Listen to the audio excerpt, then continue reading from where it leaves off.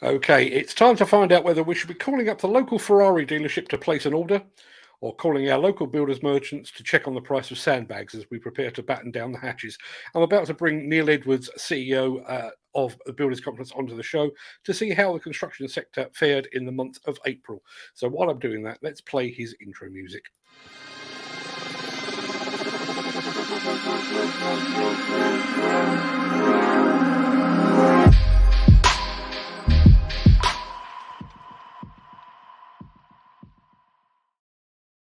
Good morning, Neil. Good morning, Mark. I hope you can hear me. I can hear you loud and clear, and you're coming through crisp as anything. You're back in the office, aren't you?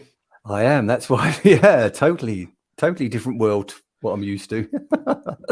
Yeah, I find that backdrop is far less interesting than your usual one, but we'll crack on anyway. I'm almost afraid to ask, what are the scores on the doors for April 2022? Yes, we have passed the £5 billion mark. We're 5.1 billion this month, but it has been a rather slow month itself to get to those figures.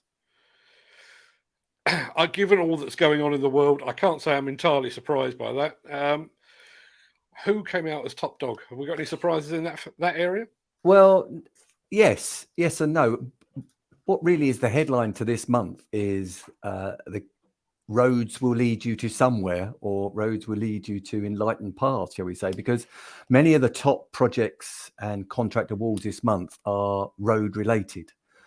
So obviously, probably from the 1st of April, I think I said last month that a lot of councils and local authorities and government have new spend available because it's their new financial year. And that is obviously where a lot of the money has gone this month. So top of the tree this month is a business called Bear Scotland. Something that we don't hear of that often, but they run a lot of road networks and road maintenance and road improvement schemes around the north and Scotland itself. So they've picked up this one project up there, which is worth 740 million. It's for the Scottish Trunk Road Network Maintenance Contract Northwest Unit. It will be over a number of years, obviously, but it's a huge project, £740 million. And second on the list is a second project, also delivering for Scotland. So second on the table is Amy, and they've picked up a £530 million. Sorry, I just read Gary's words. I could hear Gary cheering from here, actually. Yeah, so they've picked up a second project in Scotland. And this is the Scottish Trunk Road Network Maintenance Contract North East. So we've got Northwest and Northeast. And this is £530 million. Most of these are going to start around the August time. So there is a lot of preparation to get them off the ground. But yes, Scotland this month is numero uno, shall we say, for new projects. That's great to hear. I know Ken Hatter has already asked about Wales. Given Wales' aversion to all things roads related, I'm almost afraid to ask. But let's do the top 5 first, and then we'll get into the nitty gritty. Yeah. Well, Kia are third. They've picked up 21 projects, so they're the most this month as well. And surprise, surprise, they've picked up their largest project is a road project as well. Now, this project is £460 million. Is to design and deliver an upgrade to the A417 between Gloucester and Swindon. It was through a competitive procurement process through the National Highways Delivery Partnership Framework. So the largest one of their 21 projects this month is this £460 million project down in the southwest region. Good to see Kia Group with their mojo back. We're back to the one project per working day again, aren't we? Exactly. And also when you consider that as you've got to take in that period in the middle where we've had 2 weeks approximately of the Easter break, that's a good month for Kias this month. Fourth on the list is BAM. And they've picked up 7 projects. And surprisingly enough, the largest one of their projects is a £200 million road project as well. It's a link road from the M6 Junction 11 to the M54 Junction 1. The scheme to provide a new link road and also towards the M6 toll as well.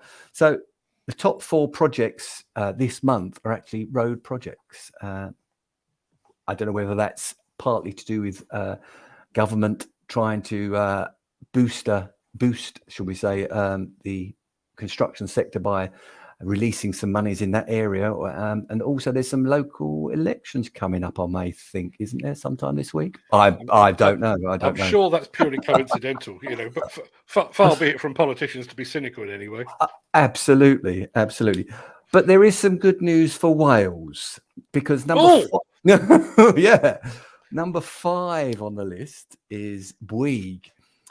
And do forgive me, but if I say this incorrectly, because obviously it's called Delta Parks. It's Pentron Awel. Is it £200 million project? It's called the Wellness Village. Will feature a new leisure centre, assisted living accommodation, a nursery home, plus market and social housing. And Bouygues are going to be doing that. So yeah, Wales has picked up a significant project, which is £200 million worth of work. Well, just to demonstrate how fickle our audience is, Ken Hatcher in one breath says Wales is rubbish, and then his happy smiling faces. That pretty much sums up the market in general, I think, doesn't it? Exactly. There is yes, it's a strange marketplace. There is some winners and some losers this month for definite. You've mentioned there's a lot of roads. Does that mean that the mighty housing has been knocked off its perch as the number one sector? Yes, by over 1.1 million for housing and 2.2 million for roads. So there you go, which is a total difference, isn't it? It's but it's not unsurprising, really, because there was obviously conversations through government to say about new roads or new infrastructure throughout the UK. So this is part of that, and spend hopefully will be maintained over the next 12 months as well. But yes, so number one this month is roads, footpaths and cycleways, as we categorise it, and number 2 is housing. That's an interesting one. I mean, outside of HS2, I think that's the first time housing's been knocked off its perch in 3 years, probably. I think so, yeah, probably. I can't even remember, to be honest with you, because it's been that long. It's normally housing. It's still gone past the £1 billion mark, but for instance, roads, yeah, as you quite rightly say, other than the HS2 works for railways, yeah, this is something different to talk about. And given the fact that we're talking about some fairly big lumps of money being spent, for example, in Scotland, you've already said Scotland is numero uno. Did you mean that seriously? London's been knocked off its perch as well? Exactly. London has been knocked off its perch. Yes, Scotland is way up there with, over £1.3 billion worth of work. And London is below the £1 billion mark. So, yes, it's a total change, really. The Southwest has obviously got that project. I think where we go back, where is it? Yes, the Kia Highways project, which is obviously in Gloucester and Swindon. And then obviously the Midlands region has got the £200 million project for the M6. So, yeah, it's a little bit more spread out across the countryside this month. I mean, in some ways, it's quite refreshing on two fronts there. We've obviously stated in the past the fact that we are overly reliant upon the house building sector, so it's good to see roads picking up some of the slack there. But also this breaking the London stronghold. We're always looking for a bit more geographic spread, aren't we? Definitely, and the type of machinery that's going to be used, obviously aligned to your show as well as everything else, is going to be. Sorry, thank you, Gary. It's the only time that score will actually mean anything. But yeah, but yeah, machinery wise, so we're going to be using a lot more machines in the near future. So that obviously puts a lot more emphasis on the likes of your sector you discuss on this show here. So that's good news as well. Absolutely. Obviously, all of this comes at a time of continued uncertainty. Ukraine, skill shortages, fuel shortages, AdBlue price hikes, materials price hikes. I've said them so many times I can just list them off the top of my head. How are things looking in the wider world? I mean, I've mentioned today that Quinto Crane Hire, a very well-known name in the crane hire business, has slipped into administration. We're still losing companies, aren't we? We are, and some good businesses as well. We're in that difficult period of time where those price hikes that are coming through are just starting to come through. Obviously, since the VAT was taken off of the diesel, it's still new to the world, so there is still an adjustment happening. But what we are seeing is price hikes is going to affect the tendering in the future. And our concern as an organization really is what effect that will have on clients and their budgets. And are they going to put things on hold, or are they going to still carry on because they see this is only a temporary blip? We haven't got that data yet. We can't assess that data. But what we can say is the number of tenders that are out there is slowly declining over the last 6 to 8 weeks. So there is an effect from Ukraine, and obviously we got the considerable shutdowns in the likes of Shanghai and places like that due to coronavirus. We don't know the true effect of that on the construction industry and obviously materials, because we are reliant upon a number of materials coming from China. I know I always say this, you deal in facts, but what is your take on the market at the moment? Was I right in saying uncertain, or are you feeling a bit of continued positivity? I mean, £5 billion, still above average. Yeah, exactly. I think the word is inconsistent. It really is inconsistent and frustratingly inconsistent. You see these good days of projects coming through, contract awards coming through, and then all of a sudden it'll go very, very quiet. So inconsistent is where we are. The concern obviously now is, as you say, the slowing of future tenders. Although, is that reflected in the time of year? Because obviously we're talking about sort of 4 or 5 months hence that work will start. Well, 4 or 5 months hence puts us smack bang in the middle of holiday season. Is that a seasonal thing, or is that actually a genuine reason for concern? No, it's a genuine reason this month, especially because those projects that I was talking about, the government awarding roads, etc. We would also have been looking to see a number of school projects coming through, local authority wise, because of the summer holidays. A lot of works are carried out during the summer holidays while there's less kind of inconvenience to the operations of the school. And we haven't seen that tranche of tenders in that sector. Now, they may be being procured a little bit differently. We would normally hear that as well.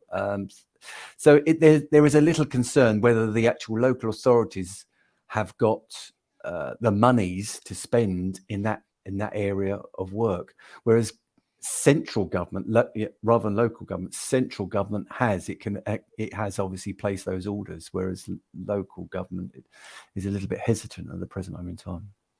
So as it stands today, probably best not to order the next Ferrari. Not quite necessary to buy the sandbags. Somewhere between the two. Yeah, I think sort of like what you can say is some days the top of my body is absolutely boiling hot, and some days the bottom of my body is very, very cold, but somewhere in the middle is okay. So strange analogy, but that was something that was a very good friend of this organization, Dennis Turner of HSBC, who's unfortunately is no longer with us, and that's what he used to say, that via his economics is it's somewhere in the middle at the moment, but we're very much keeping a watchful eye on what is happening. But as I say, I mean, when you look at it, certainly when you look at it regionally and sector wise, it's actually been some pretty good news this month. I mean, I think we feel sure. I'm fairly sure I checked back last week, and I think this time last year was 5.7 billion. So we fell slightly short of that. But the very fact that we're seeing that activity in Scotland, activity in roads, if we are looking to take some positives out of it, those would certainly be the positives, wouldn't they? Absolutely, and I want to keep on that track. Really, yeah, the positives are there. We need to. There is still quite a good feel-good factor out there. There isn't huge amounts of what is troubling the industry is for definite is quality personnel, actually attracting them to your business, or new personnel. And maybe some of those businesses that unfortunately are no longer with us, I don't think it'd be too long before a number of those staff will be swallowed up by other businesses, because we are still in a crisis of employment, and we need to. That's one of the big challenges of the future. That's been one of the real themes, I think, over the past few months, where you see companies going into administration, 100, 150 people made unemployed, and then 2 or 3 days later, they've all found alternative employment, or a lot of them certainly have. I think that really highlights the demand for, as you say, skilled and qualified people, doesn't it? Exactly, and that's good news for those people. Unfortunately, that crane hire business that you spoke about earlier on. But yeah, it's across the board. Qualified, skilled people are still in demand. So the industry is still wanting that, because what we've been talking about 18 months ago up to now, those projects are still carrying on, especially the likes of HS2, and obviously we've got these road projects as well. They're not 5-minute projects, they are obviously continued. And we also spoke about Morgan Sindall picking up that 15-year project in East Anglia not so long ago. So there's 15 years of workload that can be actually viewed for the future. So yeah, there is some good news, but we need to make sure that we are still filling those skills gap as well. Yeah, well, funnily enough, Peter Haddock has just commented on that. That skills is a massive problem for the industry. Also seen a great deal of promotions on LinkedIn in the past few weeks. Yeah, I guess that is reflective of the industry and where it finds itself. If you are skilled, if you are well qualified, your employer will likely want to keep you on board, and maybe throwing a few more pound notes at you and giving you a bit more power and a bit more responsibility is the way to do that. Yes, Peter's hit the nail on the head. Exactly right. We are that could be one of the key priorities for the next 18 months is staff. Absolutely. Well, I'm glad you haven't told me to go and batten down the hatches, because I'm not entirely sure what the hatches are, to be perfectly honest. Neil, it's been a pleasure as always. I'm going to let you go back to the day job in the office. I can't believe I'm speaking to you from the office. Yeah, and I just want to say one thing. You asked your viewers to give you names. Aren't you kind of bringing on the fact of Boaty McBoatface comes to mind? Yes, I am inviting that. To be fair, it was one of those things. I was driving the other day, and I noticed an awful lot of cars now have names that are either unpronounceable or completely meaningless. And I just thought, is it not time we had a few of those in this industry? And I do have a few ideas in mind, which I'm sure that's precisely why I've come up with it. So yeah, if anybody's coming up with Diggerface, don't, because I've already done that. Yeah, we shall see where the industry takes us tomorrow. There's a caterpillar in there as well. I'm sure there is some. The weird thing is, I mean, we do have some. We have things like the Hydra Dig from JCB and that kind of thing. What I don't understand is why you can have the Hydra Dig in one product line and then everything else is a JS220 or a 3CX or whatever. And it also made me wonder about where people, if you said to somebody, I had a 1965 Aston Martin Vanquish, everyone would go, yeah, I know what that is. You said a 1965 3CX, everyone would go, what one was that? So that will be the discussion point tomorrow. Nowhere near as serious as what we're doing here today, but yeah, I just flights of fancy. That's what I'm all about. Neil, absolute pleasure. Hope you had a good long weekend, and I shall speak to you very, very soon indeed. Okay, good to speak to you. All the best.